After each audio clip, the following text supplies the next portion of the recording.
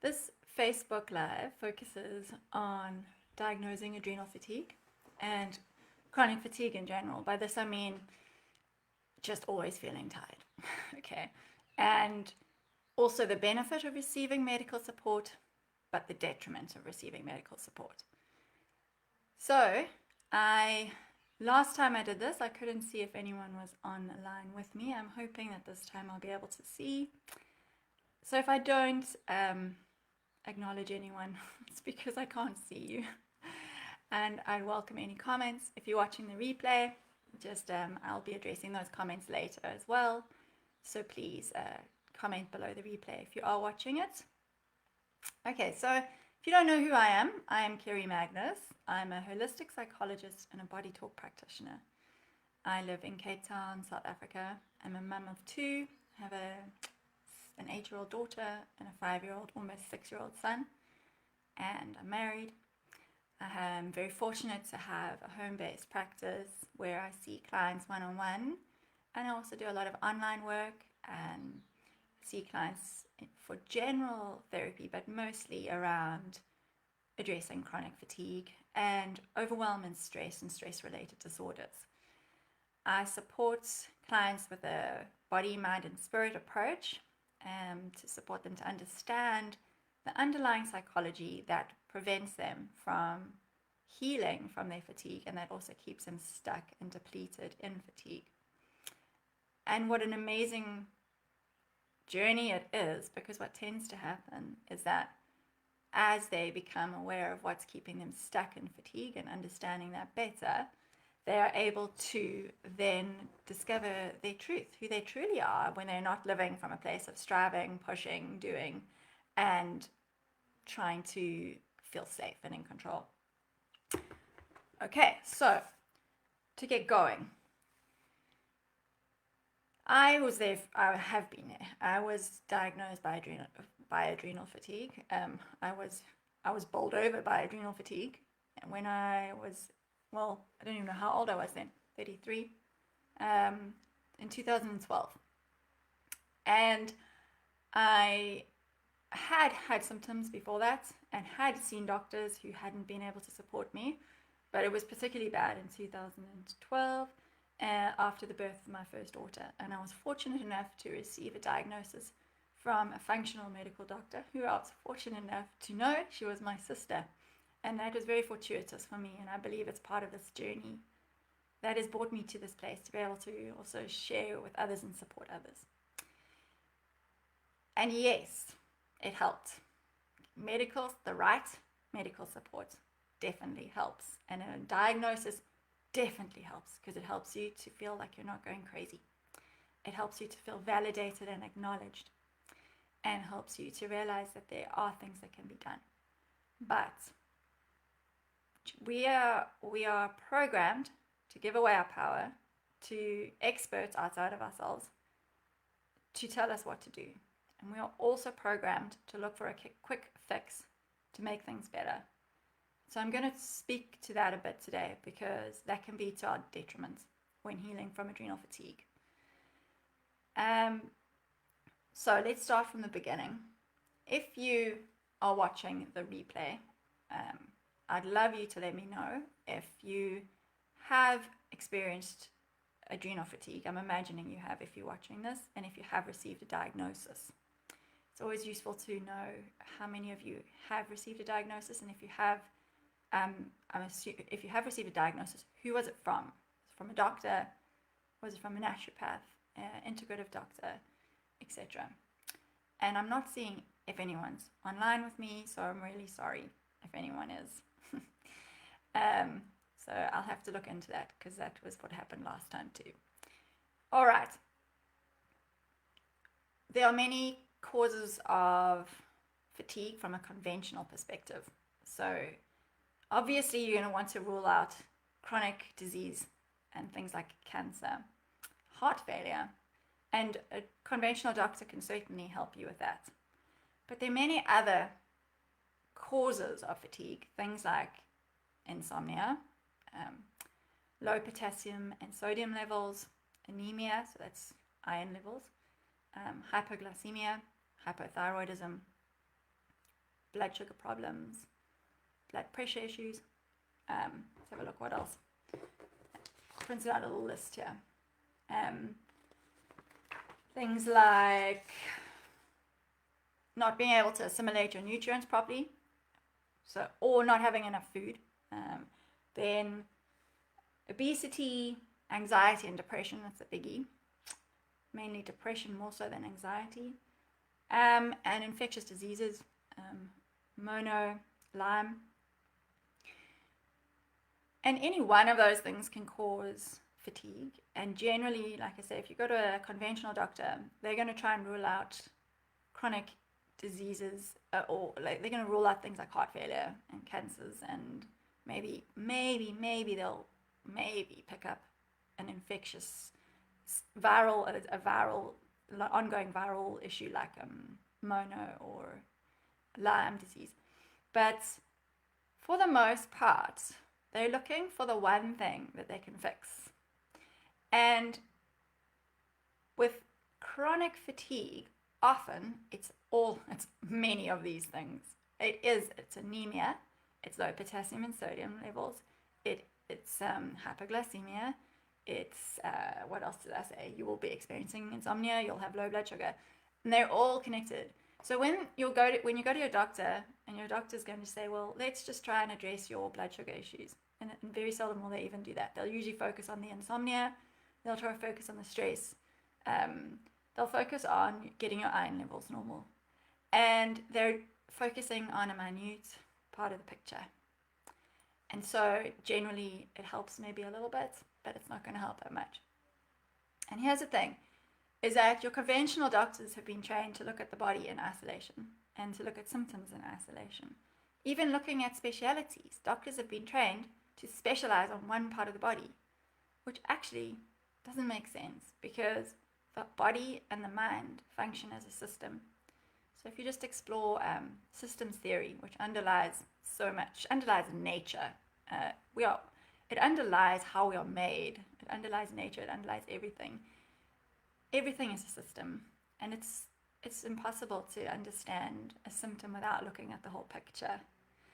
So ideally what you're wanting to do is to see a doctor who understands this. So let me just quickly go back to what is adrenal fatigue syndrome. It's a syndrome. So that means that it has many different manifestations, because there's many different symptoms that may manifest in different ways for different people. But what's common to most people, to everyone, is ongoing fatigue and low energy levels. Then lots of doctors, lots of functional doctors, people like Dr. Lam, who specialize in adrenal fatigue, they talk about 4 phases that one will go through. And oftentimes what happens is initially there's a slight lack of energy, but there's also a tendency to feel a bit wired and have a lot of energy at times as well. This is related to the imbalance in cortisol levels. But then as time progresses, that kind of the more wired or energetic sort of feeling disappears, and it just becomes chronic exhaustion. And then other symptoms also worsen as the chronic exhaustion worsens. So if you go to a functional medical doctor, they understand that. Let's talk about some of the symptoms of some of the experiences of chronic fatigue. Chronic ongoing fatigue on a daily basis. Difficulty waking up and getting going in the morning, so that's related to what I told you about cortisol levels. They rise later than they should, they're sluggish, and then they peak too late in the day. So oftentimes there's energy in the afternoons and difficulty going to sleep. So yeah, increased energy in the evenings, or even periods of feeling wired. Easily overwhelmed by stress. So I call this stress intolerance, just really feeling quickly overwhelmed and anxious as soon as something goes wrong, or is added to the whole big plate of demands that you really feel that you're holding. Frequent use of stimulants to stay awake, dizziness, heart palpitations, craving salty foods, poor immune response and frequent infections, digestive complaints. So poor assimilation of nutrients, often related to low stomach acid. So this is the vagus nerve. This is the whole body-mind connection. The vagus nerve runs from the mind. It runs to so many different organs in the body. And the vagus nerve, it's related to the autonomic nervous system, which is responsible for the fight, flight, freeze response, or the rest, digest response. And when the autonomic nervous system is out of whack, the vagus nerve is going to be impacted, and the vagus nerve then impacts the digestive system as a whole, but particularly can impact low stomach acid in the stomach, so you don't assimilate nutrients, you don't get the right nutrition that you need. And that's just one tiny part of where digestive complaints will come in as a result of stress. Constipation and diarrhea, so IBS in general, cramps and pain as well. Leaky gut syndrome, food allergies and intolerances. Hypoglycemia, so it's low blood sugar. Anxiety, insomnia, irritation, frequent urination, that's got to do with aldosterone and sodium levels. Low libido and sex drive. Sluggish liver and poor detox processes. Numbness in fingers and poor circulation. Joint pain, dehydration and dry skin. Like I said, and there's more. I'm sure there's more things that people can experience as well, because it's a systemic issue, and some people are going to experience some of these, other people are going to experience others. Everyone's going to look slightly different because it is a syndrome. So that is what the picture looks like as a whole. Your functional doctor, your integrative medical doctor, your naturopath, and generally those are the practitioners you're going to work with, will better understand the picture when you come with a few of these symptoms. Then they may go, oh, hold on, let me ask some questions and look for some of these other symptoms, and let me do some tests and figure out if this is what's going on. Just for interest's sake, chronic fatigue is mostly picked up in relation to chronic fatigue syndrome, adrenal fatigue syndrome, fibromyalgia, and then general hormonal imbalance. And hormonal imbalance is often a part of adrenal fatigue and chronic fatigue.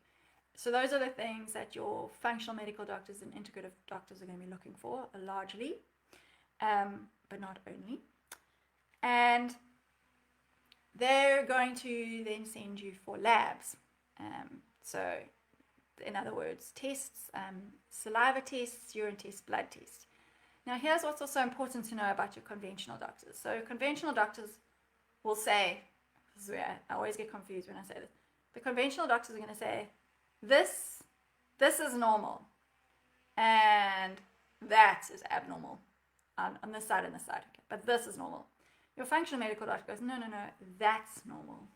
So from there onwards is abnormal. In other words, what they see as abnormal is a lot greater than what your conventional doctors do. They have levels, they have like specific levels that they will look back on and say, oh, okay, hold on, so if your iron is less than this, that means it's normal or abnormal, or less than that, then it's abnormal, with their number being a lot lower. So like your iron has to be really low before they'll say it's low versus your functional doctor. I can't tell you specifically which tests, those are more so where that discrepancy is quite big, but I also know that your functional doctors and your conventional doctors, the difference is that functional doctor is going to look at your levels in relation to each other. So they're not just going to see low iron and low vitamin B and low cortisol separately. They'll look at cortisol in relation to your sex hormones, estrogen, progesterone, in relation to your thyroid, because there's a whole endocrine system, and if your adrenals are impacted, then your cortisol is impacted. The adrenals are also related to creating the precursor for both what becomes cortisol and what becomes your sex hormones. So there's something called adrenal steal, which results in progesterone not being as high as it should be, and the thyroid hormones not being as high as it should be, because the hormone is the precursor is needed to produce cortisol, because so much cortisol is being created. So they'll know that. That's why they look at that one in relation to that one, in relation to that one. And they look at thyroid, not just TSH, they look at T3 and T4 as well. So there's a much more comprehensive understanding. So you're far more likely to get a a diagnosis from a functional medical doctor, a naturopath, and a doctor who practices more integratively or holistically. So what I'd suggest you do is you speak to people who have been to such a doctor and ask for recommendations. Within this Facebook group, ask a question. Say, I'm from this area. Is anyone else from this area who can recommend a doctor who has supported them with fatigue? In the files section of the Facebook group, I have a document called resources. Within that document, I've listed quite a few different practitioners, a number of whom will work online, and you can just have your blood test done where you live and send them the results. So there are options. It is unfortunately expensive. It's damn expensive. But it does help. As I said, it gives you that leg up. It addresses the physical imbalance. Okay. And what's going to happen is more than likely they're going to, based on questions and test results, they're going to then more than likely recommend a gut repair protocol, which means an elimination diet, taking out foods that can be potential allergens and foods to which you have intolerances, and they may irritate the gut and your immune system. So it'll be based on cleaning up your diet and eliminating certain things, and then starting to eat them again to see what happens. Detox protocol, so then addressing the liver. They may recommend various supplements. So part of the gut repair will also be things like taking stomach acid, HCl, and digestive enzymes to help better assimilate the food, and things to heal the gut lining. So if you've got leaky gut, for instance. Then there'll also be supplements that address deficiencies. So you may need to take iron, you may need to take vitamin B, higher doses of vitamin C. These all help. Iron, vitamin B, vitamin C, vitamin D, they're all very useful for supporting adrenal fatigue or chronic fatigue in general. Adaptogens can help, so they may recommend those. And they may recommend magnesium. Then also, it's quite likely that you might supplement with bioidentical hormones. This is if the practitioner has researched, has a knowledge or background in working with bioidentical hormones, because it can be quite tricky. So those are a number of things that may happen, and they'll tell you to rest and to sleep and to try and cut down on stress. And it's probably going to help. Okay. What I've seen time and again with myself and with my clients is that you feel better and then you crash again. And this is because once you feel better, you go back to living your life the same way you always have, experiencing it in the same way as you always have, and behaving and responding in the same way as you always have. And I'm going to get to why that needs to be addressed. So your functional doctors, your medical, even your doctors who have an understanding of the systemic approach to health, they may address lifestyle and they may talk to you about stress, and they may even talk to you about things like your environmental stresses. So fragrances, chemicals that you put on your skin through products you use, or washing powder, dishwashing liquid. They may talk to you about preservatives and things that you eat in your food. So those environmental stresses, there's the actual physiological imbalance that they're addressing, but there's also your spiritual state, okay, and there's also your energy within your body, your energy flow. There's also your musculoskeletal alignment and how that impacts your metabolism processes, your energy flow, and there's also your emotional state and your mental state. All of these play into a fatigue, and only some of those are addressed by even a functional medical doctor or holistic doctor. So the thing is that what I've noticed, what I've seen, is that fibromyalgia, chronic fatigue, adrenal fatigue, they all involve an imbalance in the nervous system. And so basically let's look at how, so what I'm saying is that ultimately if our nervous system is activated, is chronically activated into a stress response, emotional and psychological stress, it's going to result in physical depletion. And that's where the fatigue then shows up. It also makes us more predisposed to other things that feed into depression, into fatigue, like chronic inflammation. So chronic inflammation is a massive cause of fatigue and fibromyalgia, obviously. And chronic inflammation is hugely linked to cortisol levels and stress. So what happens is, because of our cells respond to our perception of stress through epigenetics, where basically our thoughts, this is separate, our thoughts impact matter. Energy, our thoughts are energy, energy impacts matter, our body is matter. Our thoughts impact our body, our bodies change in relation to our thoughts. Part of this is epigenetics. You can look into the study of epigenetics. Look at Bruce Lipton's work, with Candace Pert. And where your cells literally change based on your experience of your environment. And then quantum physics is around energy. So we are energy, everything around us is energy.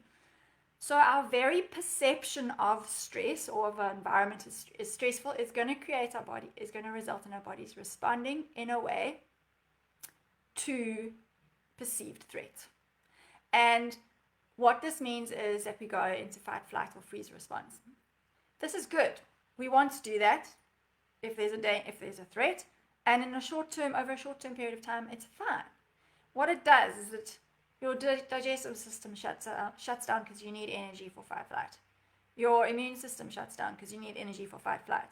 Your heart's going to beat faster because you need more energy. Your blood vessels dilate so that you're able to fight and run and do all of those things.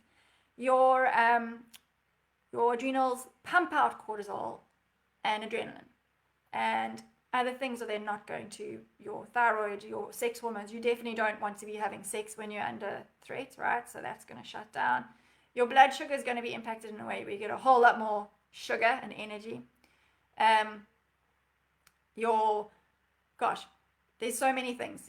So many body systems that are impacted by being in a stress response. And as I said, that's fun over short term, and you need it in certain situations. Ideally, you should be in this place for 20% of your day, and you should be in rest and digest for 80% of the day. Most of us are not there. I mean, we wake up thinking about what we have to do, and just thinking about what you have to do, you're already stimulating a stress response. It might just be a mild one, but you're already stimulating a stress response. So what happens is we have this cumulative chronic activated stress response. And what that does is then the body can't get back into the rest and digest place. It stays with all of that imbalance. That it starts off as not being imbalanced. It starts off as just being normal processes that shut down or speed up to support our stress response. But if they stay shut down or sped up, then they create imbalance over the long term, and that's going to create fatigue. There's also very interesting, just as an aside, some doctors will say that adrenal fatigue is caused by depleted adrenals, because your adrenals have just been pumping out all this cortisol and now they're done. Some people say it's not actually just your adrenals, it's your entire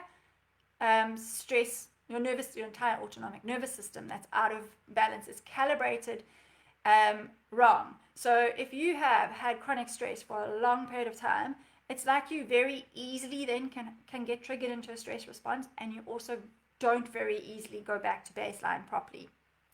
It's like it's calibrated like it's very sensitive to stress. This is your whole HPA axis, your hypothalamic pituitary adrenal axis, which is how your brain tells your adrenals to respond. So the neurotransmitters and and hormones result in fight and flight response. And all of that goes out of balance and is calibrated wrong when we're in chronic fatigue, especially if there's been chronic fatigue from childhood or trauma. All right. Now I had something come in that's just, what was I going to say? Yes. So there's another thing that I find very interesting. I've been reading a lot about mitochondrial health. So mitochondria are the powerhouses of our bodies. They produce energy through a process called ATP, or through ATP production.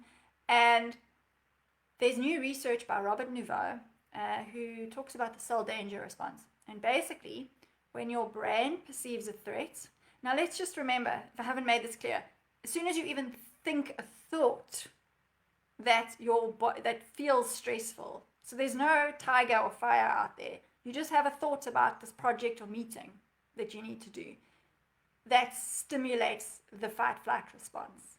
So as soon as that happens, your mitochondria go into cell danger response. And as long as they're in cell danger response, they can't be producing energy.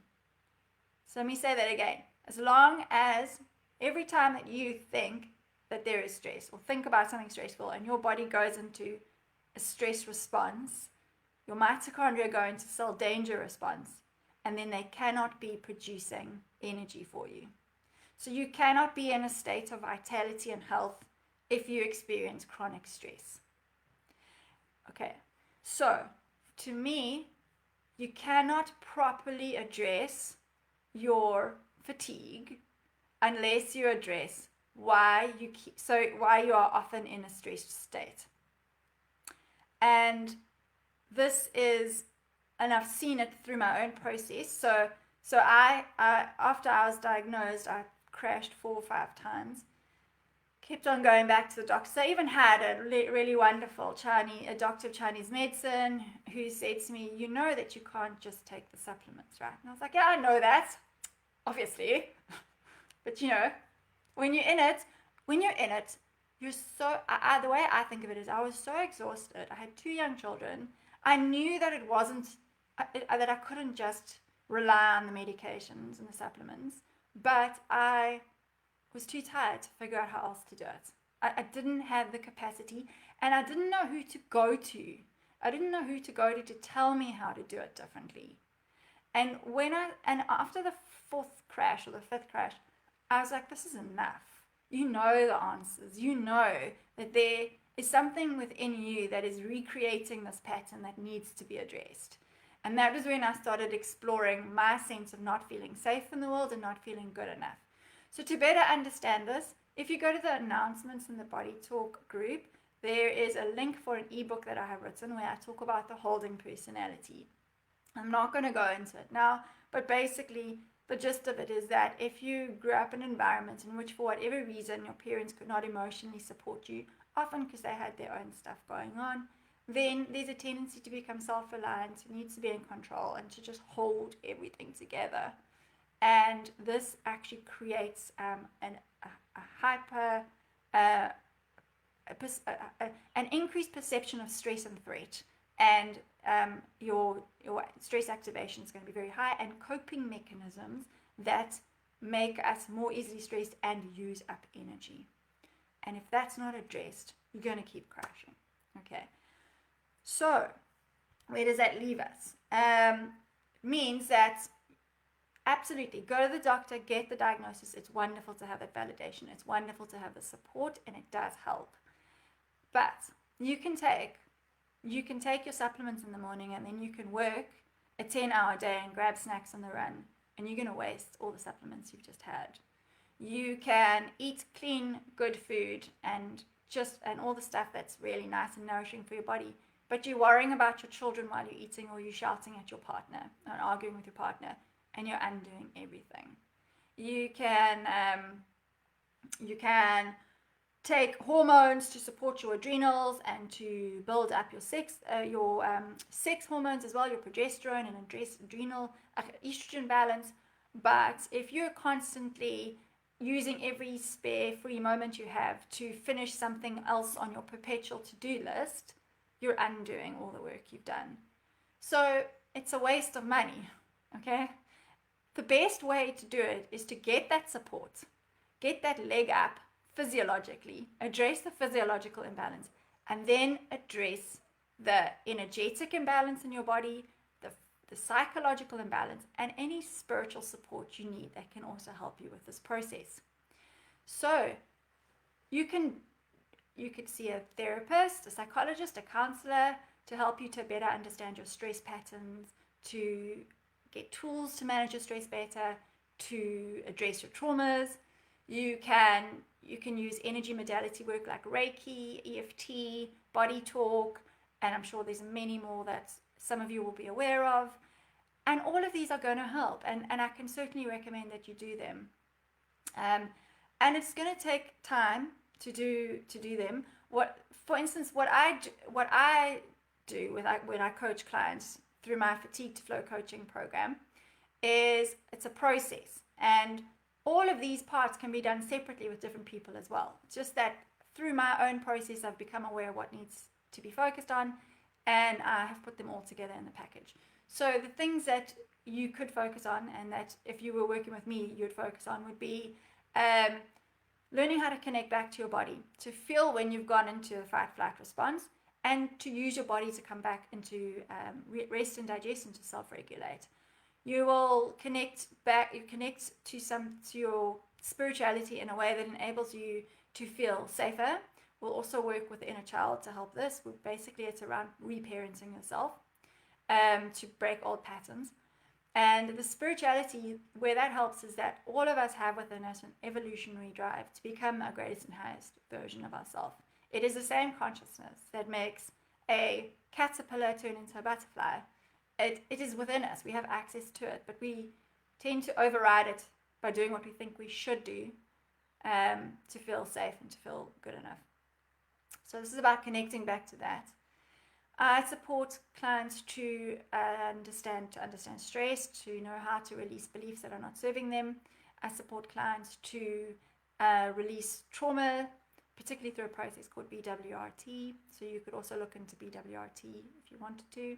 And EMDR is wonderful for trauma as well. Then I support clients to understand their intuition and to connect back to their needs, to understand what is in their greatest and highest good. And to step into what I call flow.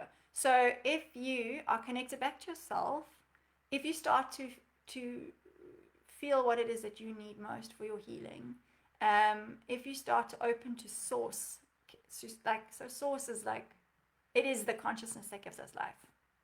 It is the consciousness that gives us life force. It is spiritual, so whether you want to call that God or something else, or the universe or universal consciousness or source or divinity, it doesn't matter. But when we connect back to that, we receive life force, we receive vitality, and we receive flow. And when we're in flow, we become our own healers. Okay, so what I mean by this is we tend to give our power away to other people as experts on our health and our well-being, and to give us the quick fix. You are your own healer. You are your own best healer. Firstly, you have the answers within you about what you need. You just need to be guided as to how to feel those, find those, hear those. Secondly, if you give your body the correct conditions, it will come back into balance. It is designed to do that. Our bodies are amazing. Our body and mind complex is always coming back into balance. But if there's just too much stress, it can't. So giving your body the right conditions is going to enable that balance to happen. So you are your best healer. And what happens is when you connect back into flow, connect back to your truth, to your intuition, to your needs, when you learn how to self-regulate, then you also find that what you need comes to you for your healing. So yes, you will go perhaps seek that medical support, but you're going to resonate with a particular doctor, and you're also only going to resonate with some of what they share with you. And perhaps a book will show up that is just right for you, or a supplement, or an essential oil. And what you need starts to come to you.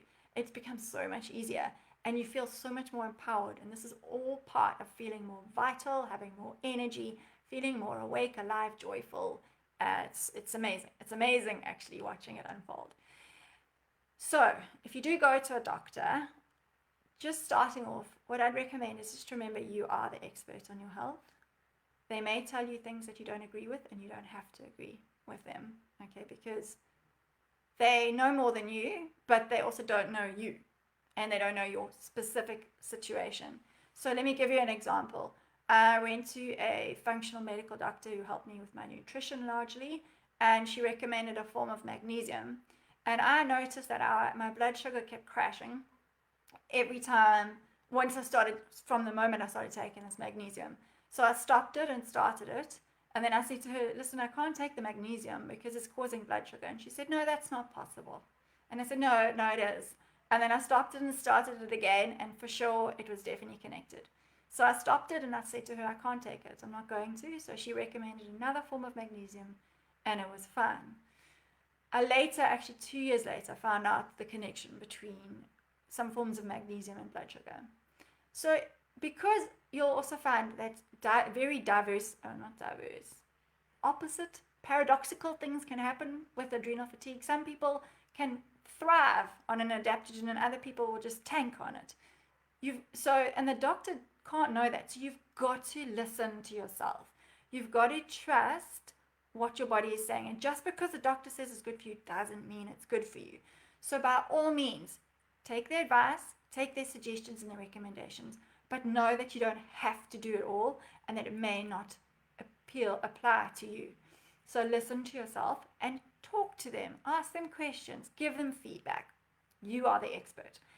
Also, the other thing I was going to say about that is with the labs, with the blood tests. I went to a doctor who literally ticked like 85% of the form, and my eyes were just going like ka-ching, ka-ching, ka-ching. And she basically threw the whole book at me. And later I realized, like, hold on. I said to her the next time I went, because then she wanted to give me more blood tests. And I said to her, are these absolutely necessary? She said, no, I suppose not. They're just helpful. And I said to her, I can't afford it. Which ones are really going to benefit you? Benefit us. And so she told me. So ask which ones are absolutely necessary and ask which ones are absolutely necessary now. Because some of them can be put off because it's a long healing process. And you can maybe do the next ones the next month when you have more money. So that's the other thing about going to see a functional doctor. So yeah, I think my takeaway for this is if you are needing a diagnosis and you're needing some support urgently, try and find a holistic doctor, functional medical doctor, or a naturopath that understands and recognizes adrenal fatigue. Talk to them beforehand. Get a feeling for them. Decide if you want to work with them. So send them an email. The other thing is you are the expert on your health. Stop giving your power away. By all means, ask people to support you, but don't give your power away. Remember that ultimately the answers are within you, and you can do this. You have the capacity within you to come back into balance. Okay. So if you need any help at all with that, I'm here to support you. Any questions, any comments, please put them in the comments below. I really hope this has helped you in some way, and I wish you all the very best on this journey. And if I have one last final thing to say, it is this. Adrenal fatigue was the biggest gift, one of the biggest gifts I've ever received in my life. It helped me realize in how many ways I was living my life incorrectly or out of balance. And now I am so grateful for the path that I'm on, which all stemmed from my health crisis. And very often, I've now researched so often how often awakening and consciousness, increasing in consciousness and awakening to your truth stems from a health crisis. So please try to see this as an opportunity and a gift no matter how hard it is. And I'd love to support you in any way I can. All right, take care.